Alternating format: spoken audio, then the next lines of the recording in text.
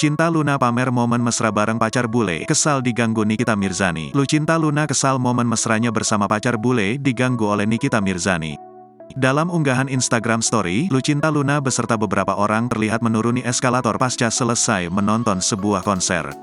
Dia pun berdiri berdampingan dengan pacar bulenya sambil bergandengan tangan. Sambil menuruni eskalator, artis 34 tahun ini kemudian hendak mencium sang kekasih. Mereka bahkan sudah saling menatap. Tangan Lucinta Luna juga sudah agak menarik kepala kekasihnya agar mendekat. Namun aksinya tersebut langsung dihentikan Nikita Mirzani yang berada di belakang mereka. "Heh, ada gue ya, ada gue. Lu ngapain sih? Ada gue," tegur Nikita. Lucinta Luna dan pacarnya pun tertawa. Tak lama, pelantun lagu Bobo di mana tersebut langsung protes pada Nikita Mirzani. Selepas ditegur, Lucinta Luna pun masih sempat mengeluarkan protesnya. Namun Nikita Mirzani hanya diam. Sebagai informasi, Lucinta Luna baru saja memamerkan pacar bulenya.